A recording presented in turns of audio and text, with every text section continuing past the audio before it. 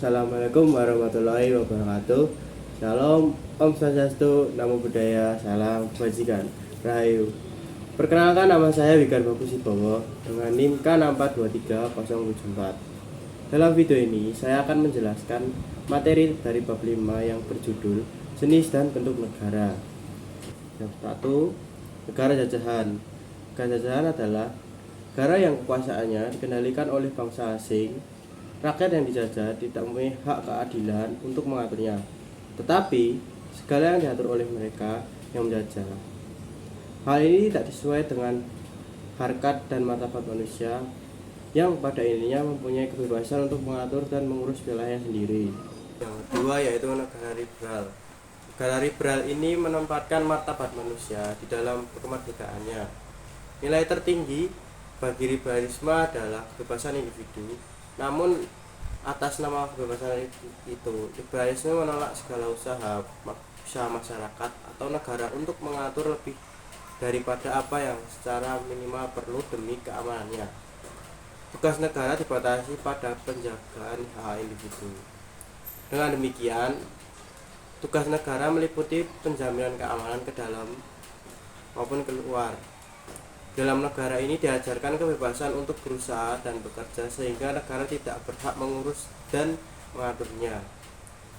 Liberal adalah sebuah pandangan filosofis dan politik yang menekan pada kebebasan individu, persamaan hak, dan perlindungan hak asasi manusia.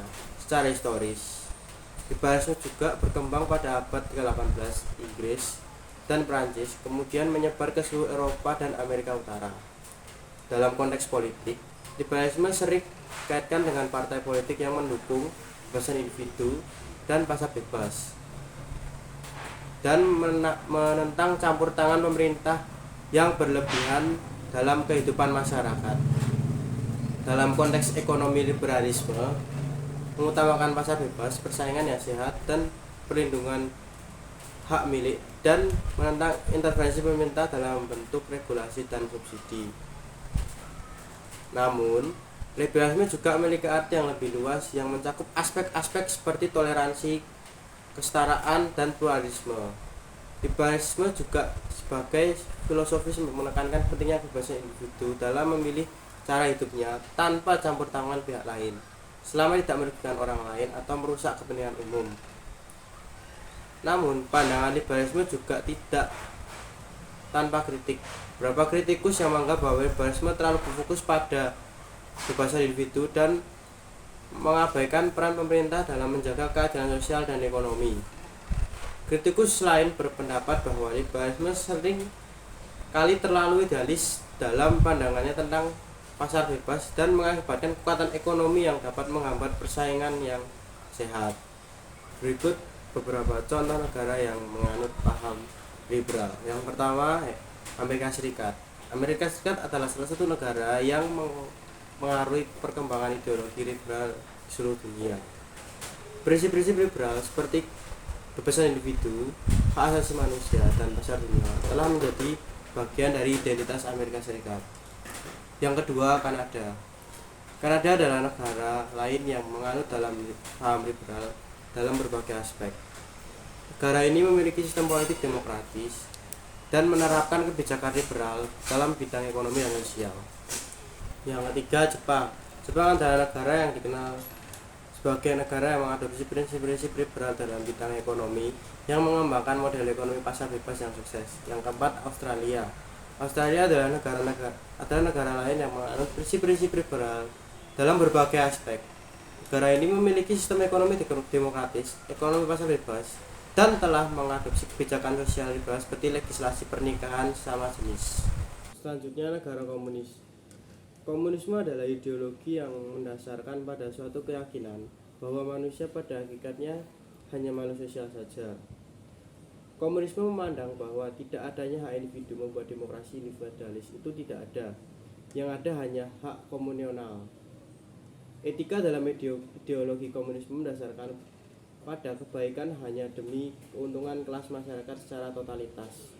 Demi kepentingan kelasnya, maka segala hal dapat dihalalkan dan dilakukan. Contoh negara komunis. Yang pertama yaitu Republik Rakyat Tiongkok atau yang disebut biasanya Cina. Yang kedua Vietnam, yang ketiga Laos, yang keempat Korea Utara, yang kelima Kuba, yang keenam Eritrea. Negara Indonesia sendiri sangat melarang keras paham komunis karena sangat bertentangan dengan ideologi demokrasi Pancasila yang mengedepankan hak-hak kemanusiaan baik individu maupun kelompok. Selanjutnya saya akan menjelaskan sebuah bentuk negara. Yang pertama, negara kesatuan atau unitaris. Menurut C.F. Strong, negara kesatuan adalah bentuk negara di mana wewenang legislatif tertinggi dipusatkan dalam suatu badan legislatif nasional atau pusat. Negara kesatuan memiliki dua macam ciri yang bersifat esensial, yaitu adanya supremasi dari parlemen atau lembaga perwakilan pusat dan tidak adanya badan-badan bawahan yang mempunyai kedaulatan. Dengan demikian, yang menjadi hakikat negara kesatuan adalah bahwa kedaulatan tidak terbagi atau dengan perkataan lain kekuasaan pemerintah tidak dibatasi. Oleh karena konstitusi negara, kesatuan tidak mengakui badan legislatif lain selain dari badan legislatif pusat. Di bawah ini penjelasan mengenai ciri-ciri negara kesatuan yang perlu dipahami. Yang pertama, terdiri dari satu kepala negara. Yang kedua, terdiri dari satu dewan menteri dan dewan perwakilan rakyat. Yang ketiga, terdiri dari satu konstitusi undang-undang. Yang keempat, wewenang tertinggi berada di tangan pemerintah pusat. Yang kelima, kedaulatan negara mencakup kedaulatan ke dalam dan keluar. Yang keenam, mengenai sistem sentralisasi dan desentralisasi.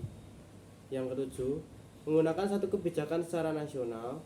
Yang kedelapan, tidak adanya negara di dalam negara.